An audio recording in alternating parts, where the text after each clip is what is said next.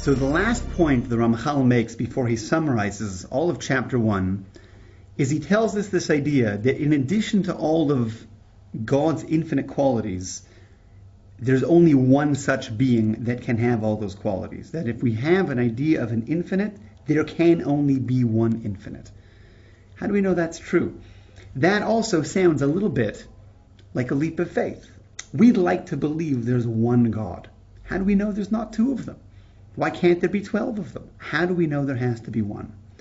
What the Ramchal essentially is saying is the same thing he's been saying throughout this chapter, which is that all of the deductions we can make about the nature of God extend logically from the basic premise that there is an infinite being.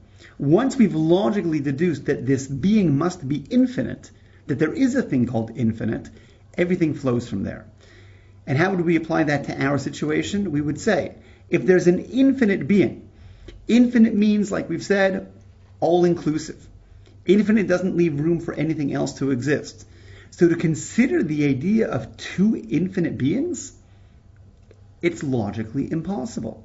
How can you have two things that are both all-encompassing?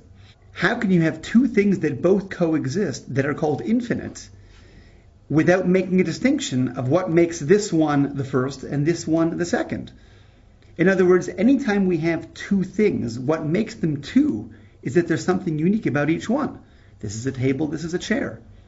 Even if they're both chairs, this is on the left side, this is on the right side.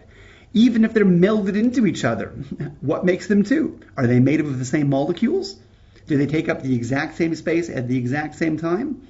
Then they're not two.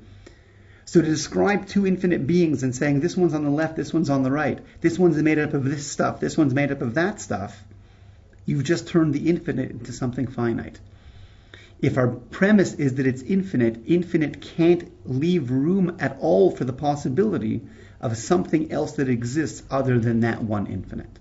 So the Ramchal ends off the chapter by saying that once we understand that there is a thing called infinite, logically there can only be one of them.